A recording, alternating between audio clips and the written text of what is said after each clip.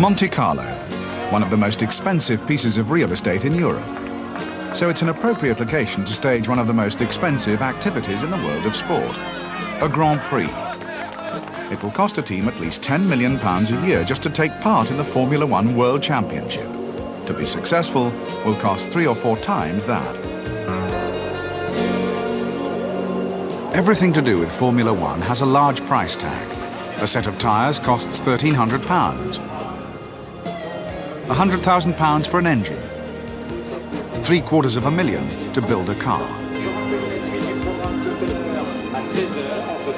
And that's before you count the cost of the drivers. To pay this massive bill, motor racing has turned itself into one gigantic billboard. The name of the game is a name on the car. In Formula One, sponsorship rules. Down the years, McLaren's marketing arm has found and indeed kept a group of major companies to sponsor its team. We tend not to call them sponsors because that insinuates an act, a gratuitous act almost, a charitable act. We see them as partners or investors. They're making an investment. We believe we can deliver a significant return on that investment.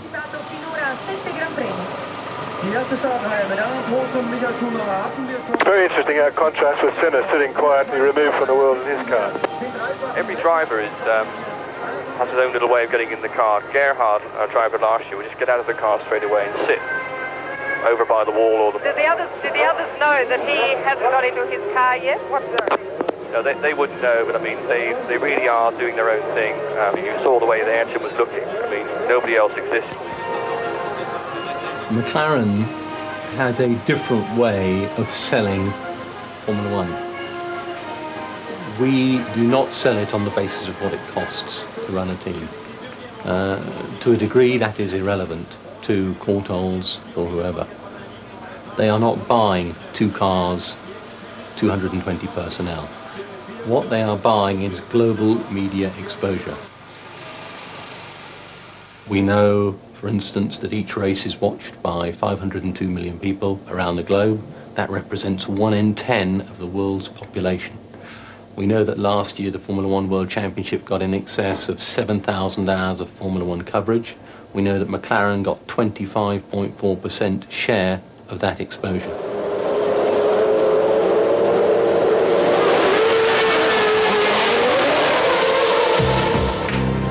Sponsors are notoriously coy about how much they spend. But McLaren know what they expect to earn from the available spaces on the car. Their asking price to put a company name on the unsold space of this front wing would be around $5 million. What does a sponsor get for such money? What I think we get out of it is identifying Courtaulds with high technology, internationalism, advanced products, and winning. Both our customers and our employees. 80% of our customers are outside the UK. Some 45 to 50% of our employees are outside the UK.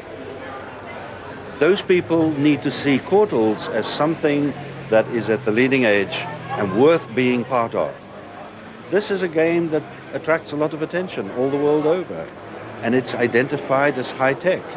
This is where I want Courtaulds to be. We've now been involved in this for some 50-odd years, and we're in it primarily for 2 reasons. Firstly, it enables us to put our brand in front of a very large international audience. And secondly, it enables us to provide our operating companies with communication stories that they can use in their advertising programs. We can talk to something approaching 500 million people 16 times a year. So that's a huge international audience where we can try and increase the awareness of our brand. Tobacco companies sponsor all the top teams. It's advertising that escapes government health warnings. Tobacco's involvement with this glamorous sport is increasingly under fire. Critics say it sends a subconscious message to the viewer. This year, tobacco advertising was banned or restricted at 3 races. How does Ron Dennis, a non-smoker, justify such sponsorship? We are promoting a brand name. We're not promoting an act. If you choose to do something, whatever it is, skydive, drive a racing car, go skiing, drive without a seat belt, all these things, I mean, they're legal in most places, and they constitute a simple human value, which is you are free to do what you want, and I think that's right. If people really genuinely feel that exposure to a brand name has some influence on them, then don't watch. And have a choice. Turn the television off.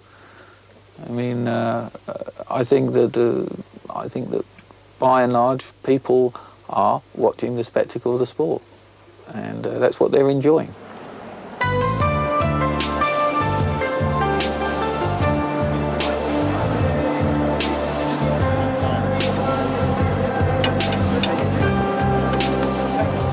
With sponsors' money so crucial to the survival of the team, McLaren lavishes a lot of time and money looking after them.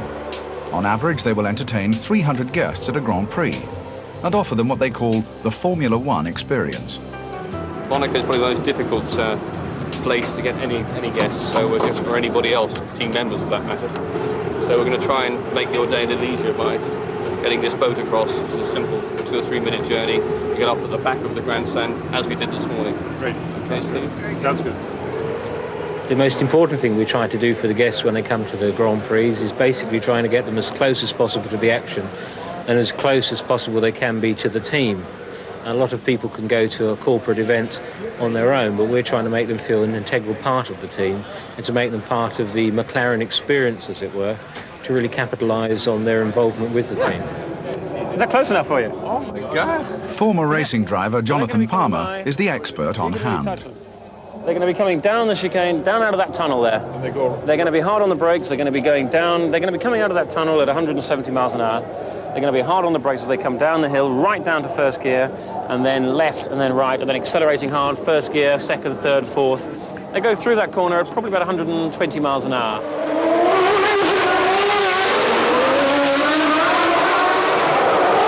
It's one of the fastest corners on the circuit, and to give you an idea of the acceleration of these things, you can actually time it, but they'll be doing 30 miles an hour to 140 in about 6 seconds, something like that down there.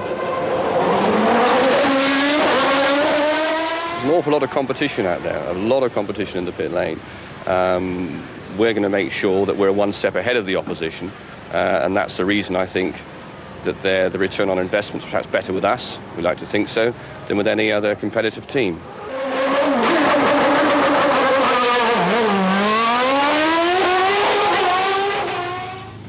The competition is just as keen between races. Back at McLaren's Woking headquarters, marketing chief Ekram Sami has a potential sponsor in his sights. He's keen to clinch a deal before the British Grand Prix. I've done it. Yes? Good. Very warm welcome to McLaren. We've got some guests of ours from the Baluchi company, which is a leading Italian maker of sparkling wines. The chairman of that company is here, Franco Ziliani, and his other members of the organisation. And the objective is to take Baluchi the next step. They're currently an associate sponsor. That means effectively that we use their sparkling wine products in our VIP hospitality all over the world. They are also a contributor financially. And our objective is to try and take them the next step, and they go into really fairly serious financial contribution. On the factory floor, there is another challenge. So far this season, the cars have lacked speed.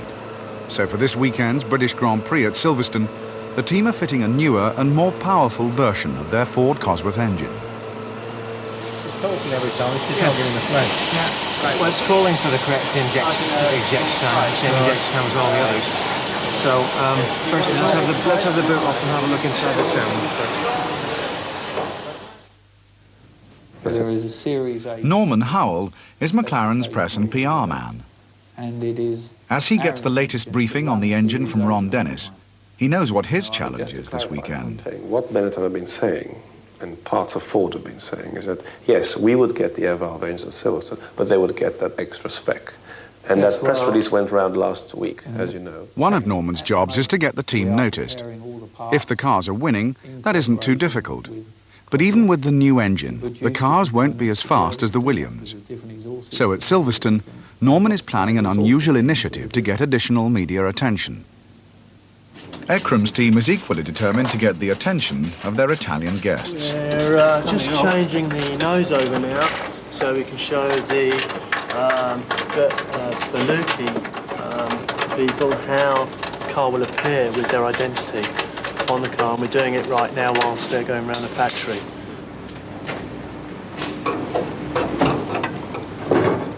All I can say is no way that I can say to you, Malcolm, we can do a one-to-one, Mail on Sunday, you know, Malcolm Foley, with Ayrton Senna before Silverstone. I doubt if you can do it there. If you can grab him, that's great. But I'm still not in a position to say I can deliver Senna. Yes, it's good. Yeah, it's a nice definitive logo, and I think it stands out well.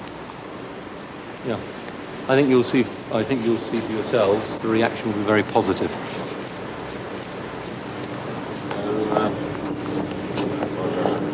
We was very impressed by the...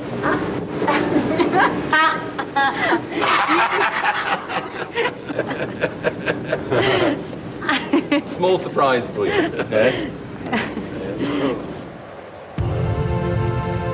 Silverstone, the British Grand Prix.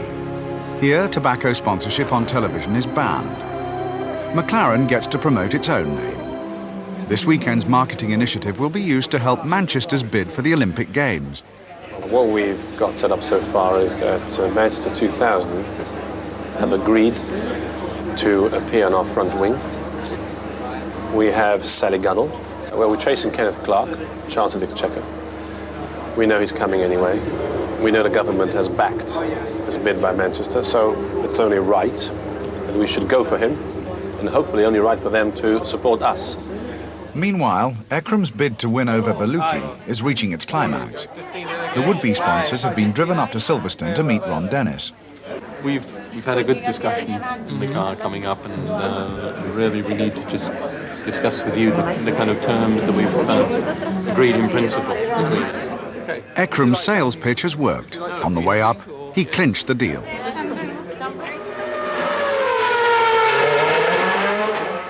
It's almost like... Ekram and Norman would like to get as much exposure for the team as they can, but competition for coverage is fierce. The Rain Man again, positioning him as the Rain Man. Senna needs worse to the weather if he's up to Senna for a order. But that's nice, huh?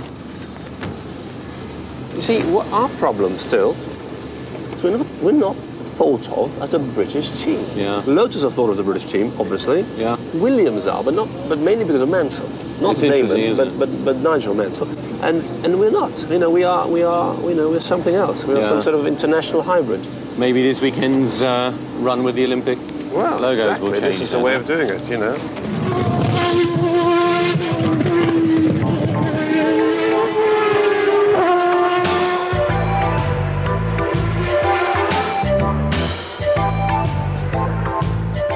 We have spoken to the Manchester 2000 bid people, and we're carrying their logos on our car this weekend. Now, obviously, we would like to enhance it as much as possible. And through our own contacts, we heard that the Chancellor might be coming, and is coming, in fact, apparently. So we would like, if at all possible, to have his support for this initiative.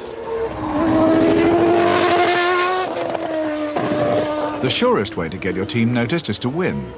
But in recent races, McLaren's lack of speed has made this less likely. So the press will be interested to know if the new Cosworth engine has improved the car's performance. Norman finds out from the drivers. Any problem with... What about the engine? Doesn't feel any different. It's no good. I mean... Same.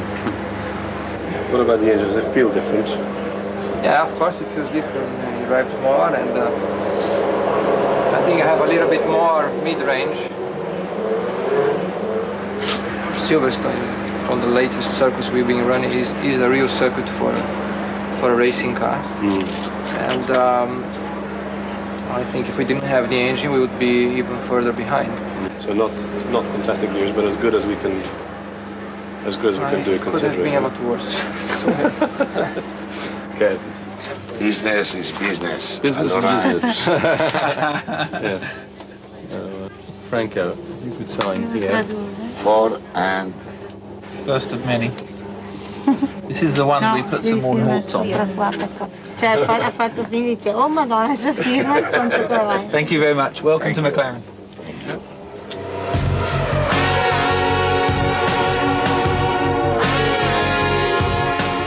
Meanwhile, it's business as usual on the track.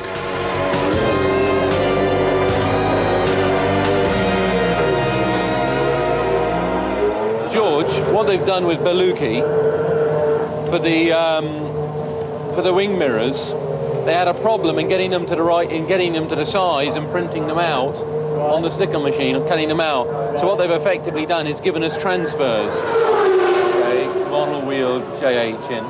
Right. And we'll get the approval, and then from that moment we can go with them. Last night the final decals were made for 2 positions.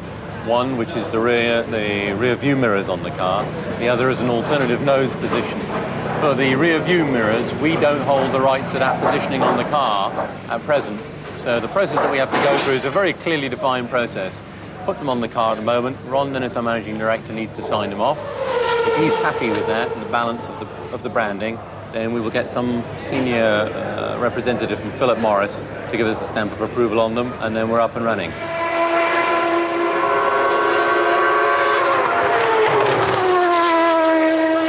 Hello, Malcolm, it's Norman Howe. What also happening tomorrow is that there will be royals here. There's also the possibility, and I don't know if it would interest the Chancellor, that we will have road car here, McLaren's road car, which is still in a prototype stage. And we will put a Manchester 2000 stickers and logos on it. And we were wondering if the Chancellor would be interested in doing a lap of Silverstone in the car, with a driver, obviously. Ex-IndyCar champion Michael Andretti has been an added problem for the team image. In his first 8 races in Formula 1, he has crashed out 4 times. But because he has often tested the car here, at least he's familiar with this circuit.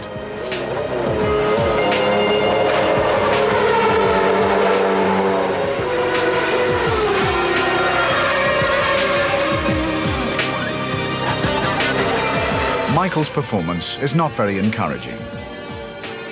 Team manager Dave Ryan is far from happy with this latest practice. If you've looked at the times this morning, you'll see how slow we are.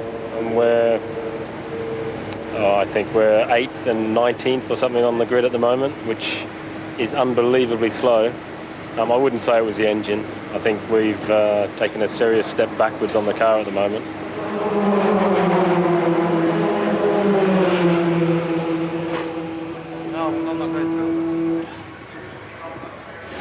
You know we have Sally Gunnell coming, the Olympic gold medal winner, to help us in Manchester 2000 with her husband.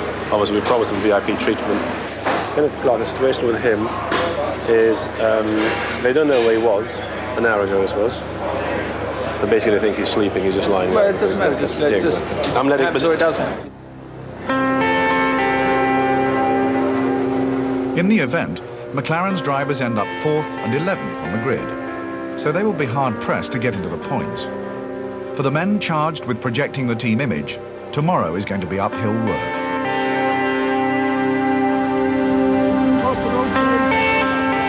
At midday, we will unveil the Manchester 2000 logos in the front wing of the car.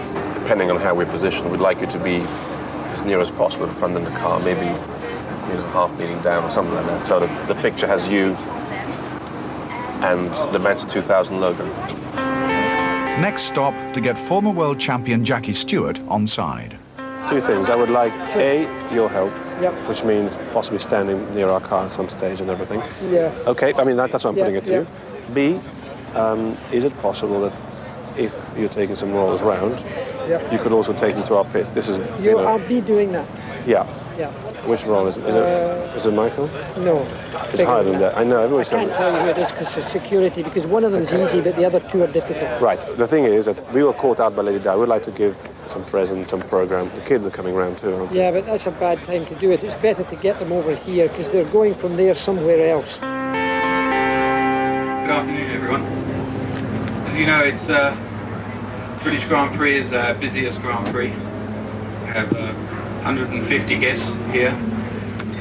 The people over in the a lot of people in the pits supporting the cars, the Grand Prix team, obviously 50, 55 people, and of course the most essential ingredient, the drivers. One of the drivers here, Ayrton Senna, well known to you. Just like to pass you over to Ayrton. It's an unrehearsed quick visit.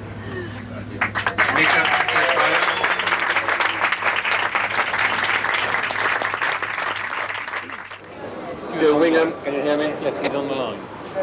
Do you have any idea where Sadaganal is? Because we've only got about 5 minutes left with the car, because then they're going to start working on the T-car.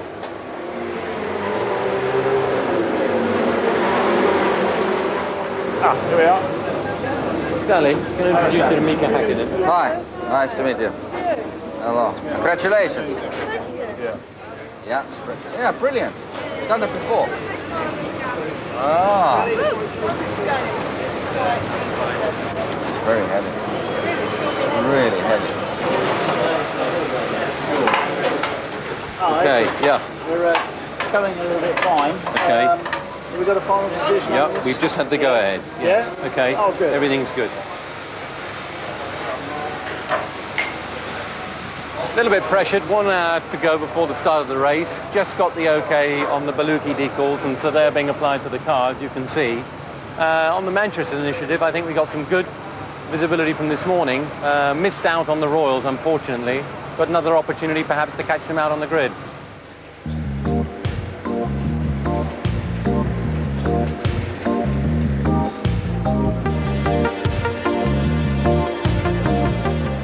It's less than an hour before the start of the British Grand Prix. McLaren's hopes of getting a result, with all the favourable publicity that will bring, depend to a large extent on this man, Ayrton Senna.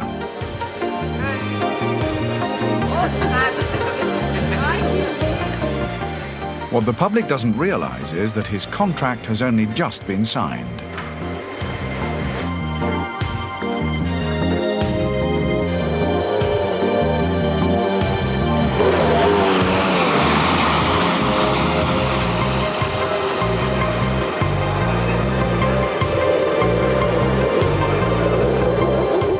The start is minutes away. McLaren's marketing arm is still working hard to promote its team. Norman Howell has one more card to play. So Norman Howell, Director of Communications at McLaren, we've got a message through to your office. We're running the Manchester 2000 logo. Okay, right, sure. And we would love just a few seconds. We have Sally Gunnell here, who's supporting our bid. Okay. I was wondering if we could have you... Okay, where do you want me? Here. Okay. Right. I think it's a worthwhile thing to do, of course. Okay. What do you want me to do? Just stand by it. How do you get me and the logo on the same shot? Do you want me to crouch down by it?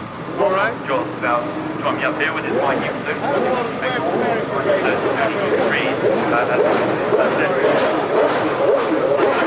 Okay. I think we actually ought to think about taking it back now, since we have signed the race. Yeah. Okay. Before they close everything. Right, mission accomplished. Now it's it.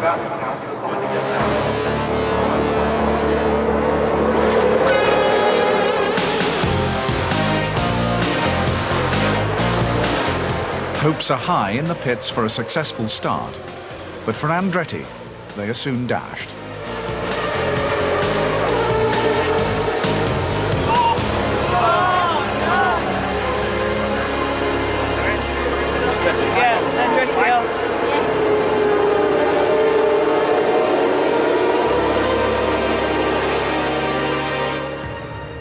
There will be a press release at the end of the race, so Norman needs to know what happened.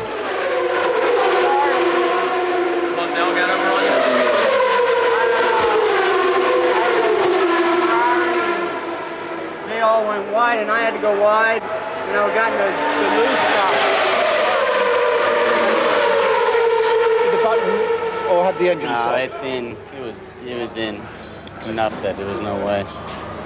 But it was sorry. I mean, a nice start. I thought we were really looking good.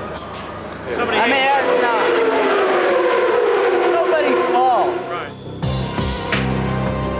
While Senna continues to fight it out on the track, the team is in with a chance.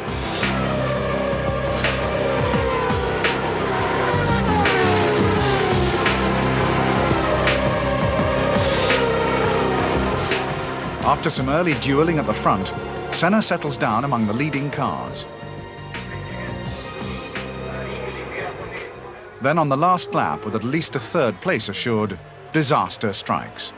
Senna's car slows down and stops.